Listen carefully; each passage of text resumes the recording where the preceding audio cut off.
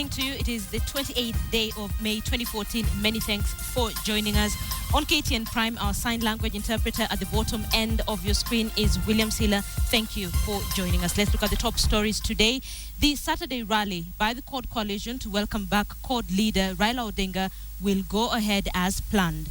Inspector General of Police David Kimayo rescinded his decision on the rally after meeting a section of CORD leaders. Kimayo, however, maintains that the Saturday event will be a public meeting and not a political rally. And as KTN's Rita Tinina reports, the Jubilee Coalition, which had planned a counter rally on Saturday, has called off its rally.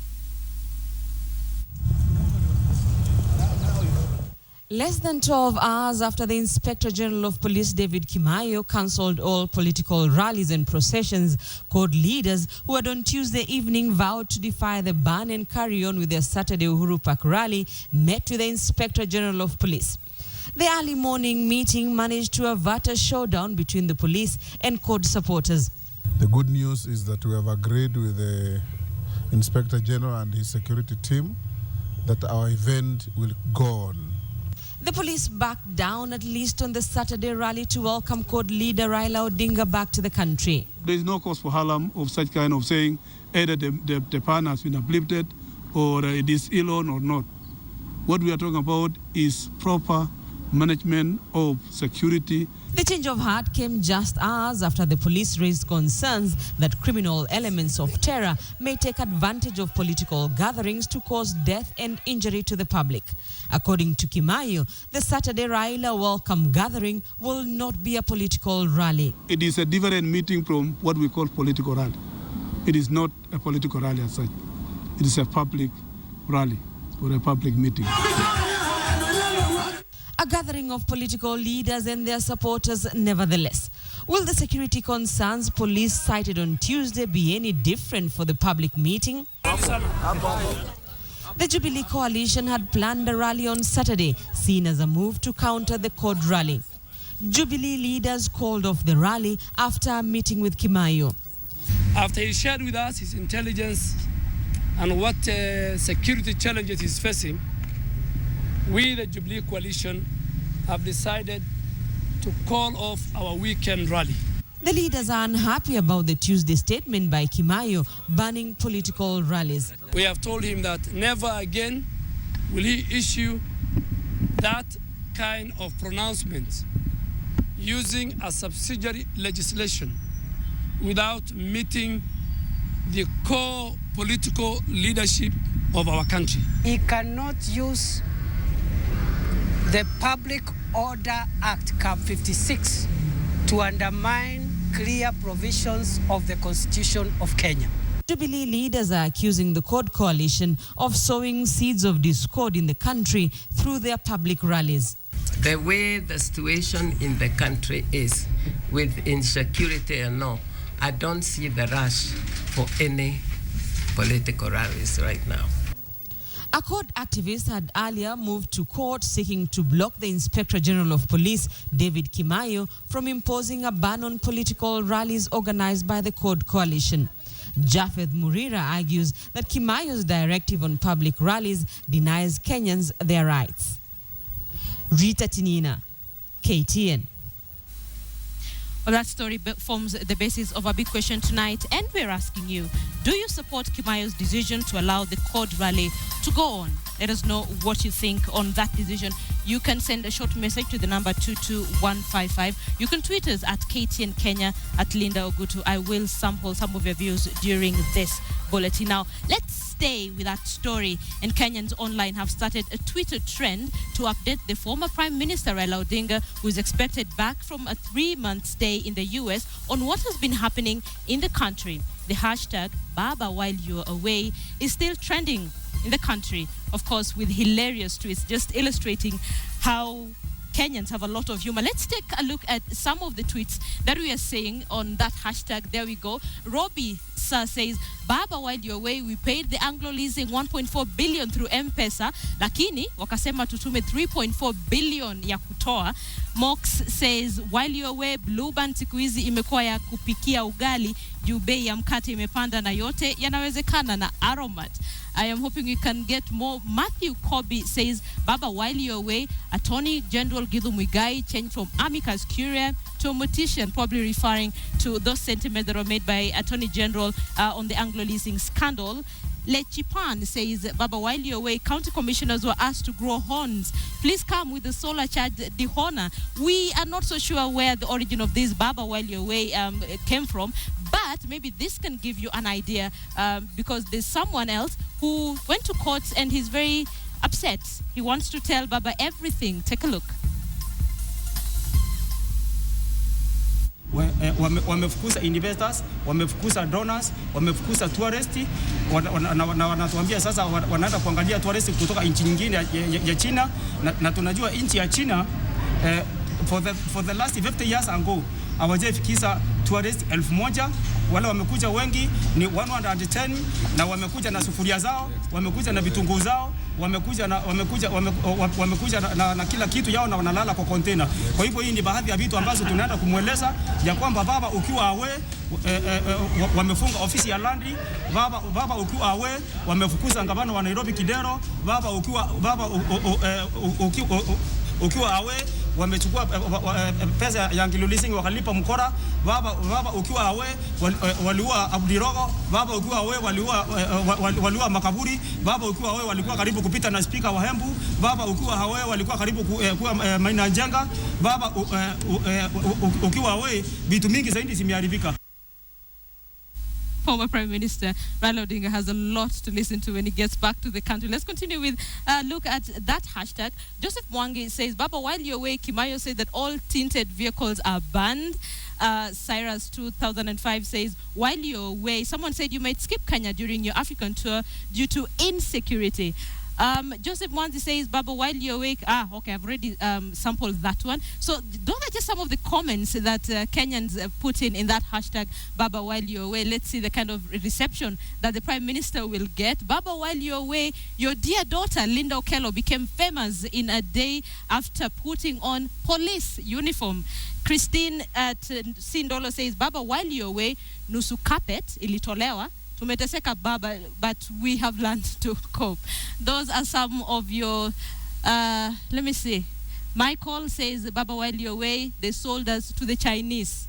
Ochieng is now Ochieng. Okay. Let's see just how many things Baba will have to listen to when it gets back to the country. Of course, we'll keep an eye on that story for you. President Uhuru Kenyatta has also weighed in on the matter of the CORD rally, saying CORD leaders and their supporters should be allowed the space to hold their rally and criticize the government if they so wish. Masikandie has the details. President Uhuru Kenyatta says the government has no interest in stopping political rallies, adding that such gatherings should, however, not disrupt the lives of Kenyans. Pendane, tushirikiane na tuheshimiane kama Wakenya. Kwa sababu hakuna barabara ya Mkikuyu, ya Mkalenjin, ya Mjaluo, ya Mkamba, barabara ni ya Mkenya. While addressing residents of Eldoret Town along Uganda Road, Uhuru argued that he did not see any reason why police should ban the opposition coalition from holding the rally. Kuna wale majamaa wengine ambao sasa kwa muda wa miaka 5 hawana shughuli. Unaelewa? Hawa pia wanapatiwa haki na katiba yetu kuendelea kupiga kelele. Leaders from the North Rift present reiterated their support for the coalition and termed the recent bickering by some Jubilee members as normal.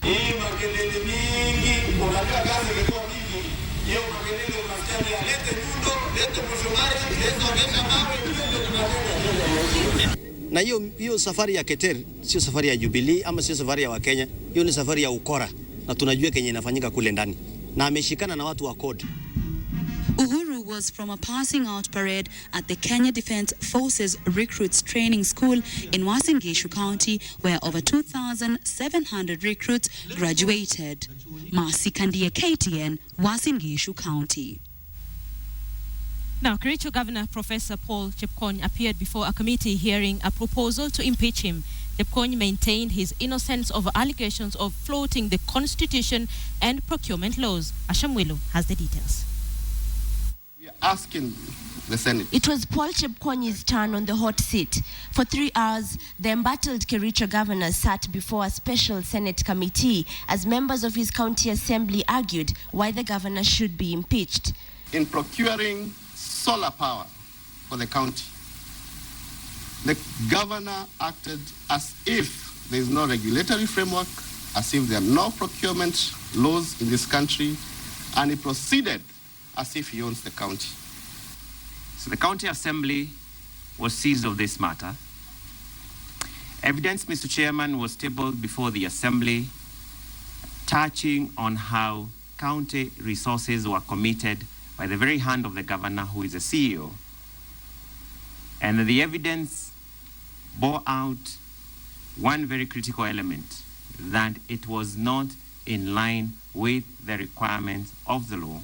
Members of the Kericho County Assembly maintain that the governor violated the Constitution, the County Government Act, the Public Procurement and Disposal Act, and the Public Finance Management Act.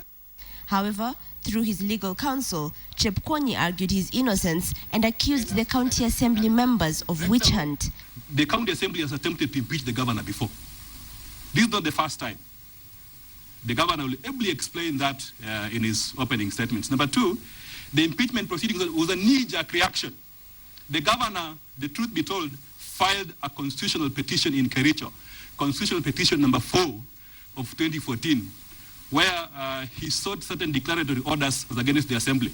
At the end of this committee, it will be clear beyond peradventure that the county assembly acted dutifully, it acted in the right manner, it followed the law, and it has presented a clear case of a governor who should not be sitting and discharging the office of governor. We have video evidence to demonstrate that during the voting of these proceedings, a member of the county assembly was drunk. Serious allegation which we have video evidence, and these are some of the issues which we really need to interrogate for purpose of making sure that we comply strictly to the provisions of the Constitution. The hearing will resume Thursday. After its probe, the 10-member committee will hand over its report to the Senate, which will decide on Chepkony's fate. Ashamwilu, KTN, Nairobi.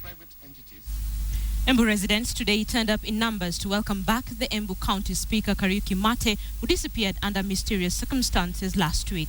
Mate, who was in the company of several members of the County Assembly, did not divulge any information on the events that took place before and during his alleged abduction. In his address, Mate said he will continue to serve Embu County without fearing, adding that his abduction was a way to silence his anti-corruption crusade. Mate disappeared while attending a budget meeting at Uteli Hotel and was found last Friday along Limuru Road. Investigations into his disappearance are ongoing.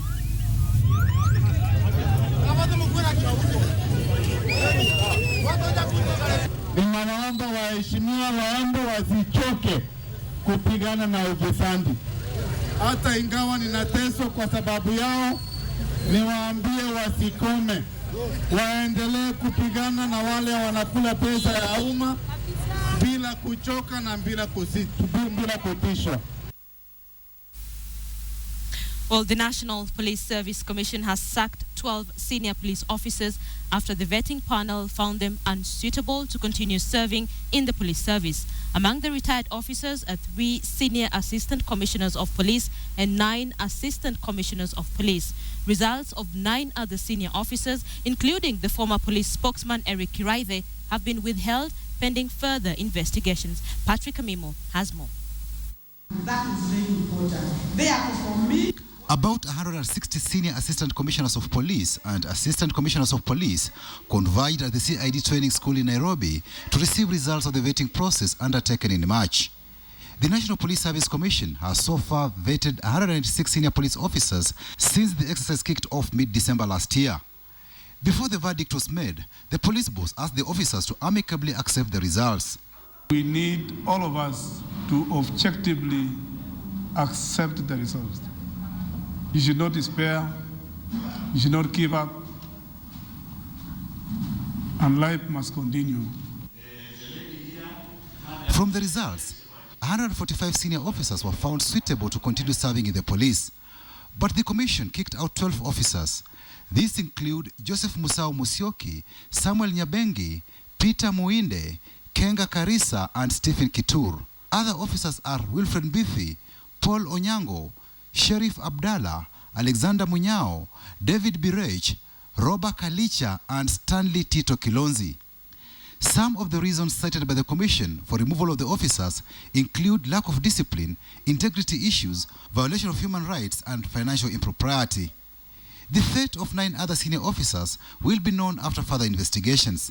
The officers to be investigated further are former police spokesman and now General Manager, Safety and Security at the Kenya Airports Authority, Eric Kiraithe, Washington Ajuogo, Pius Barasa, Vitalis Okumu, David Buneirono, David Cheruyot, Chris Masharia Mureithi, Patrick Ndunda, and Francis Kirathe. When we call upon you, come courageous, come armed with information you may not have provided. As a way of caution, but please do not hide information from the Commission. Deputy Commissioner of Police Philip Tuimur, who was found unsuitable but requested for a review by the vetting review panel, can now stand and breathe easy. Mr. Philip Tuimur, Deputy Commissioner of Police, who had been removed from the service, was found suitable for retention. Senior Deputy Commissioners of Police Peter Eregai and Jonathan Koskei, who had been sacked by the Commission, will be vetted afresh as directed by the High Court.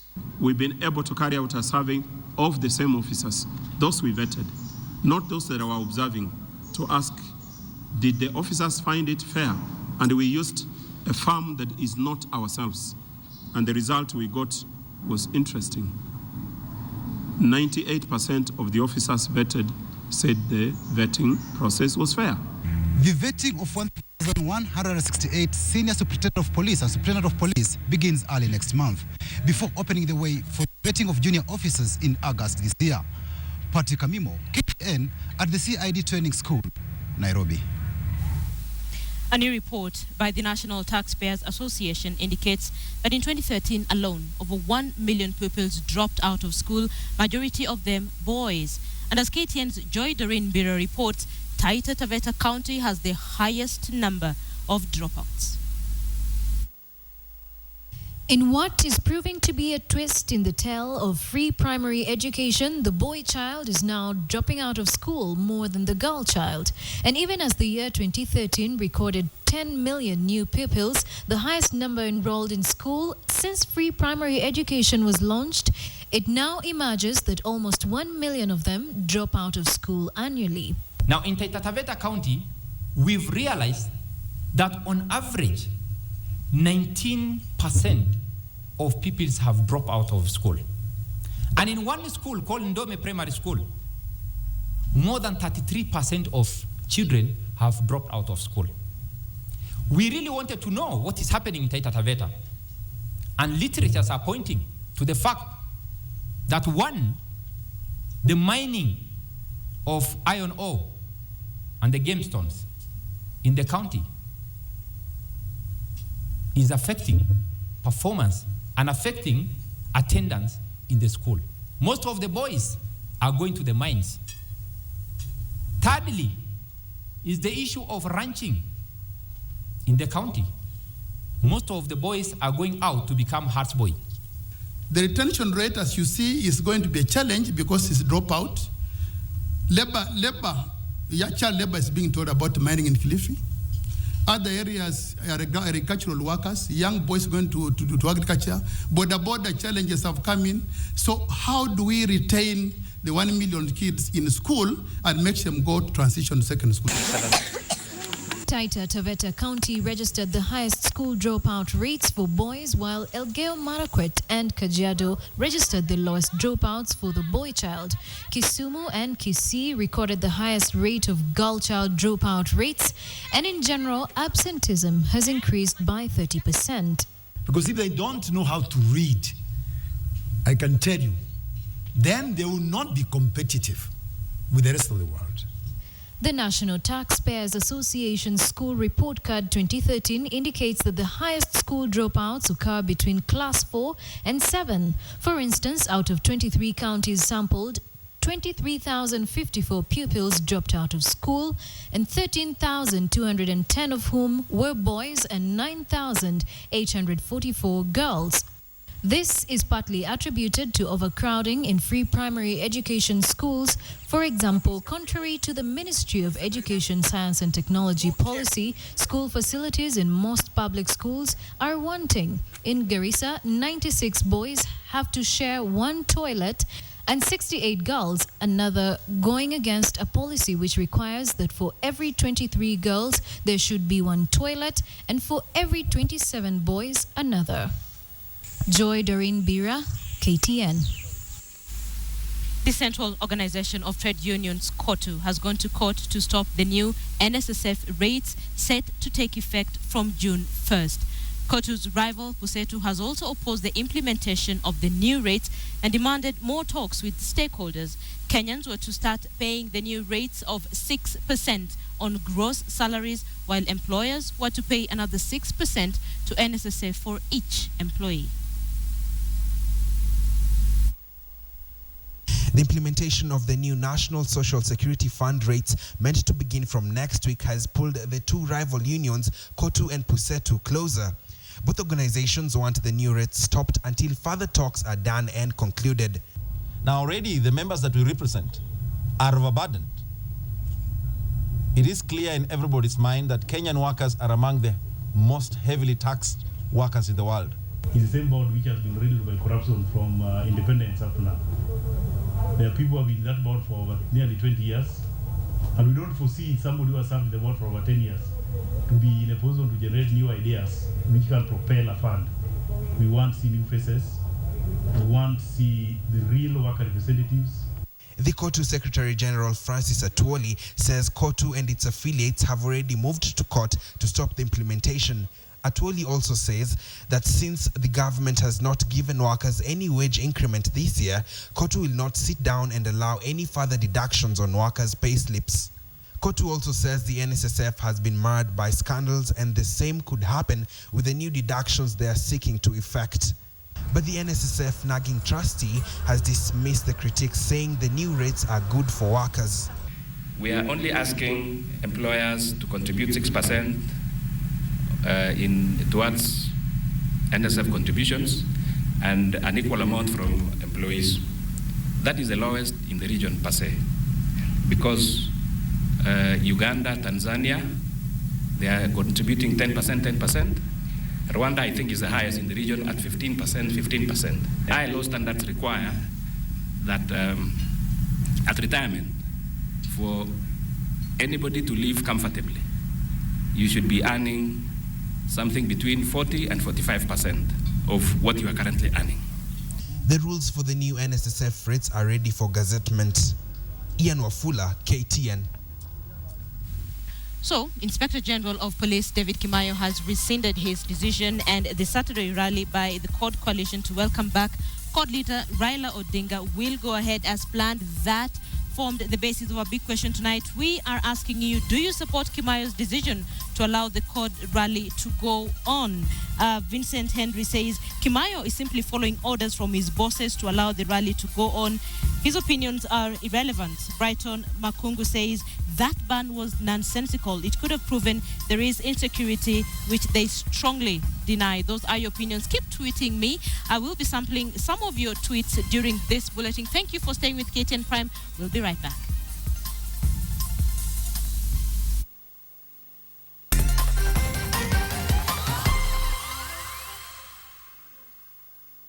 Prime. Now, let me inspire you a little bit. An artist in Nyeri who lost her limbs to polio is defying all odds by making a name for herself among accomplished artists. Mary Wanja wows many by drawing and painting using her mouth. And as KTN's Central Kenya senior reporter Carol Nderi now reports, Wanja is getting quite a tidy flow of income from her talent. Take a look.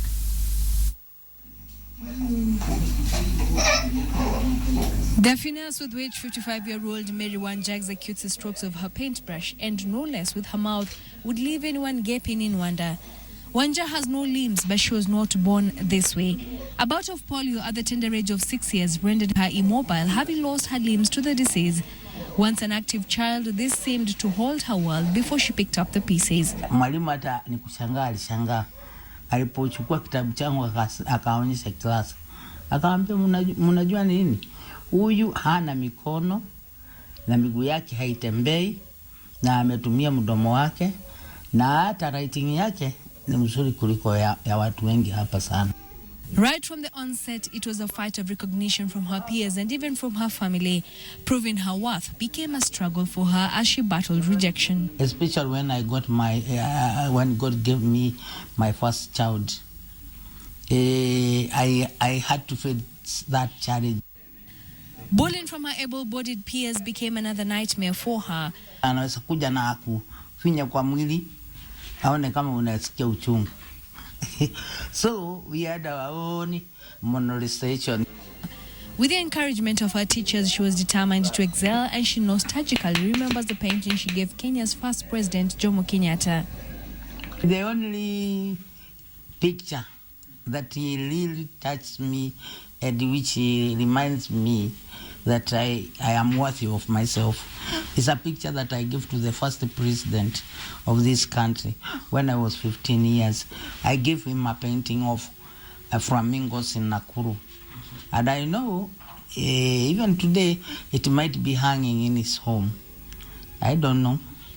But I was very, very happy. She draws inspiration from all that happens around her and uses her talent to also teach other persons living with disabilities that with the right attitude and support, it can be done. The former Prime Minister and the former President, Mwai Kibaki and Raila, I did that because the country was in chaos and everybody was against one another. People were fighting. They didn't want to come to an agreement. And I felt really bitter. I felt I wanted to put that in a picture and make them reconcile. According to Anja, the Disability Fund does not cut across and should like the government to lay more emphasis on it. It was started by Moi. But what record does it give today? What have they been able to do? How many disabled people can today stand and say, my life improved because of the disabled fund? It has not been an easy journey for this mother and accomplished artist. You have to work really hard to prove that you are someone. Mara nyingi watu wanakuona we kama ni musigo. They say do not give man a fish, but rather teach him how to fish. And for the people living with disabilities, all they want is for the disabled fund to be accessible to them so that they can make something of themselves and be self-reliant. Carol Derry for KTN in Nyeri. The story of Mary is such an inspiration. Now, needy students are set to benefit from scholarships worth 17 million shillings raised through a collaboration between Kenya Commercial Bank and Western Union Money Transfer Service. The two firms say the money will be distributed to various institutions throughout the country that provide education to children from less fortunate families. The Education Cabinet Secretary, Professor Jacob Kaimenyi, said that the government supports the initiative and many more that will come up to help the needy children get quality education.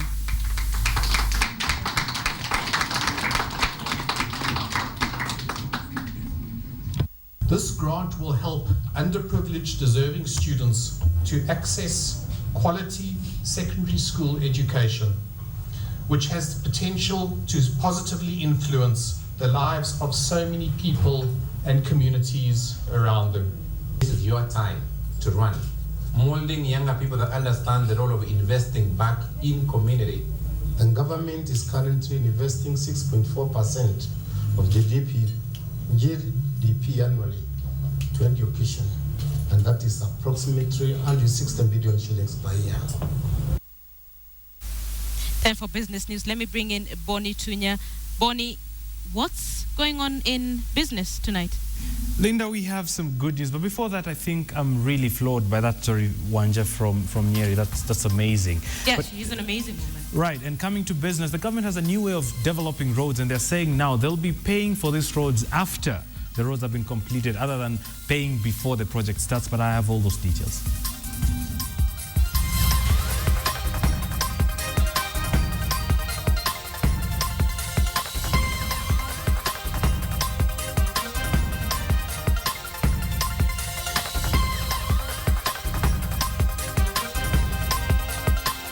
My name is Boni Tunya. This is Business. Now, the government has announced a change in approach in the country's road construction development projects to a model that will see road contractors take responsibility of maintaining the roads, with the government only making payments once the roads are complete, as opposed to paying for the roads that are still under construction.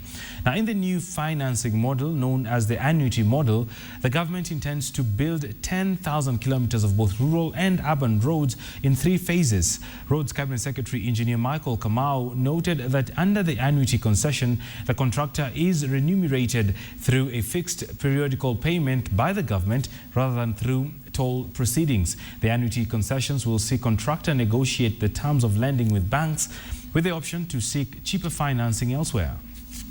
And see funding the contractors who have to execute these roads in a very seamless way, which all put together will obviously deliver the roads at a much faster pace. We have made a commitment that the 2,000 kilometer roads they want to roll out immediately, and then those 2,000 kilometers will be financed by the local banks here, and the payments will be made through the local banks, which will be reimbursed by the government in the next 10 years.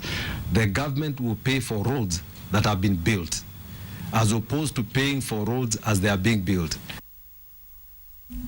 With over 30 billion shillings tax refund burden, Kenya Revenue Authority now says it will seek to securitize the funds for the benefit of the government and the large taxpayers. Here's Adelaide Chengole. Large taxpayers and the taxman in Kenya have over the years tussled over refunds that run into billions of shillings. Proposals and counter-proposals have been thrown around to find a way of dealing with this contentious issue. The plan, KRA says, will allow government to convert the current 30 billion shilling refunds into a bond-like instrument. This would allow investors to free up their funds when need arises, while also giving the government a reasonable period to build up reserves that can be used to pay off that debt.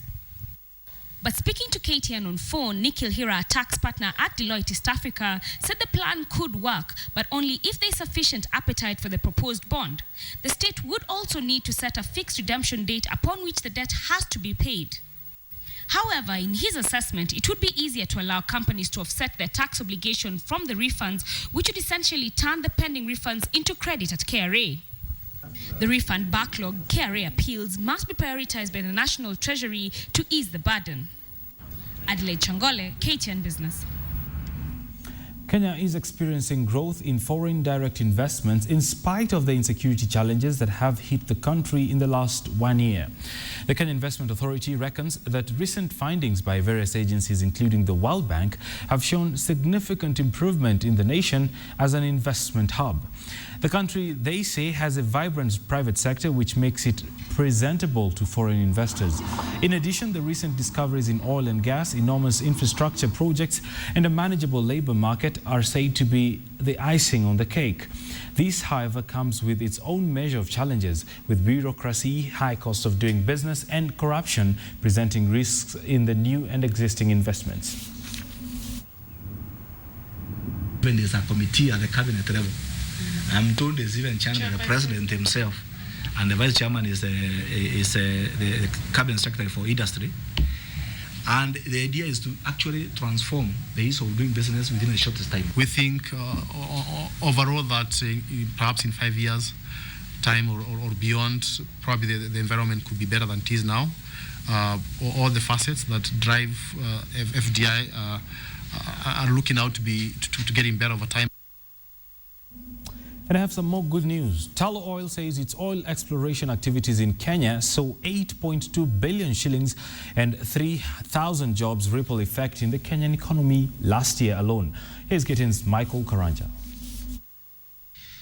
According to the report, Tullow paid out 4.1 billion shillings to its suppliers, a 60% rise from the amount paid in 2012. This came as the exploration company signed new suppliers during the period following new oil discoveries on its onshore oil blocks. The oil discoveries made over the last 2 years have put Kenya at the heart of East Africa's emerging oil race, creating a lot of expectations from the sector. Breaking it down, Talo spent a further 8.8 billion shillings on its international suppliers registered in the country and 8.5 billion shillings to international contractors.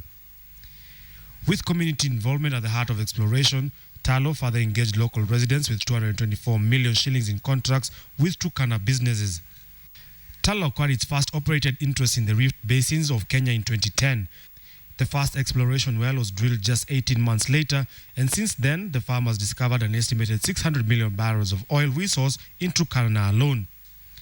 The company currently operates blocks 10BB, 10BA, and 13T, covering parts of Turkana County. Over the last 12 months, the explorer has paid out 1.9 billion shillings in taxes to the government. Talo's disclosure comes at a time when Kenya is reviewing its energy laws, despite the draft energy bill lacking provisions for full disclosure. Michael Karanja, KTN Business. So we are already making money from oil in Turkana after all. Well, elsewhere, some 679 kilograms of rice, about 700,000 pieces of disposable syringes, and 6 kilograms of sugar are among the counterfeit products destroyed today by the Kenya Bureau of Standards, terming them as unfit for human consumption. Well, the products, the Bureau said, had been seized during its routine market surveillance activities. While witnessing the destruction, Cabinet Secretary for Industrialization and Enterprise Development, Adan Mohammed, affirmed that the government had initiated measures to root out substandard goods from the market. Now, some of the measures, he said, include reshipping of products to their countries of origin, suspension from manufacturing, and withdrawal of licenses held by firms who misuse the KEB's mark of quality.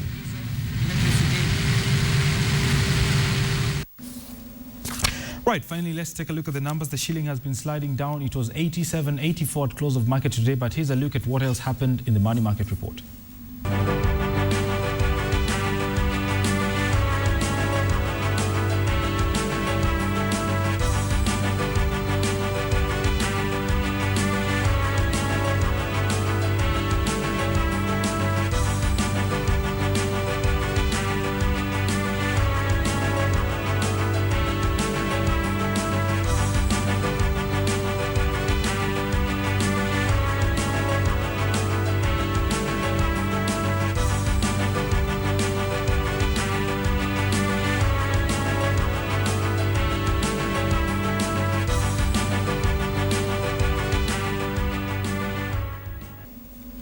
Well, all week long, we've been moving ever closer to the 88 mark, but that's business. My name is Boni Shunya.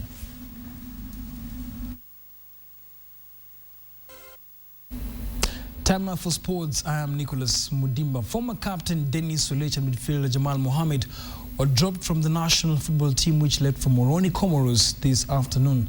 The Stars take a slim lead into the Indian Ocean island, where they play the host on Friday in the return leg of the 2015 Africa Cup of Nations qualifier. Dennis Oliech was left out of the squad after failing to show up for the training after the win at home during the first leg. Oliech fell off with head coach Adel Amrushe on what coach termed as lack of commitment and discipline. Midfielder Jamal Mohammed, Mungai Kiongera of KCB, and FC Leopards goalkeeper Wilfred Kasaya were also not part of the team travelling squad. Kenya needs a draw to qualify for the next round. The return leg against Comoros is scheduled for Friday. Kenya will meet the winner between Liberia and Lesotho if she wins against Comoros Island. Belgium-born Kenyan Divock Origi will be making a milestone as he turns out for Belgian national team in the 2015-14 FIFA World Cup. KTN senior sports reporter Hassan Juma engaged with current Kenya one Arnold Origi, the son of former star Austin Odor, on what tipped the scales of his cousin Divock Origi to turn out for Belgium. Divock is Belgian-born of Kenyan descent, and as such could as well have played for Harambee Stars if he so wished. At some point, Harambee Stars coach Adel Amrushe was courting the Lille forward, but when Belgium coach Mark Wilmots named him in his squad, the courtship ended. But what could have tipped the scales for Belgium? The only thing he knows is Belgium and Belgian football. I think it would have been a huge culture shock, a huge culture difference, football-wise, coming and playing for Harambee Stars. The Origi footballing family consists of Michael Kort, who once turned out for Belgium side Genk, as well as Austin Odor, who once turned out for Gor Mahia. Others are Gerard Origi and Anthony Origi, who both played for the then Kenya Breweries, now Tusker. Michael Koth is the father of Divock Origi, while Austin Odwar is the father of current Kenya 1 Arnold Origi, who plays for Lillestrøm in Norway. Made the right choice to say yes to play in the World Cup, because this is something that can really launch his career and push him even further. Origi began his career playing football at Racing Gang's Youth Academy, but signed for Lille in May 2010 and has represented Belgium at under 15, under 16, under 17, as well as under 19 levels. Kenya will therefore watch as the son represents Belgium in Brazil, another first for the country. Hassan Juma, KTN Sports Today. All right, the first Kenyan to play the World Cup. All the best now. The performance of the 4x200 meters Kenyan team was on everyone's lips as the team arrived from the inaugural World event in Bahamas on Tuesday night. The team finished 5th in the race, a result unexpected for such a team considering the field that assembled there. Kenya finished 3rd overall, 35 points behind Jamaica and the US. After flying the Kenyan flag high at the just concluded World Relays Championships in Bahamas, the Kenyan team's arrival brought activities at the Jomo Kenyatta International Airport to a near halt. Kenyan athletes brought home 3 gold medals and a silver medal. The training we had from our coaches, we knew that we're going to break the national record, but for breaking the African record, that was a big win for us. We're going to take the sprinters where they belong, and that's what we did. Though it was a hard terrain, people ran. As a people, watu wanakimbia. The 4x200 meters team has been termed by many as a new dawn for sprinters in the country, with Athletics Kenya on the spotlight. You've given time and opportunity, still the 4x4 can still come back to where it used to be before. Tuko na sprinters. Ni kasi, tuwafanyie kasi, ni ku-identify mapema, tuwaweke kambi, wakompete.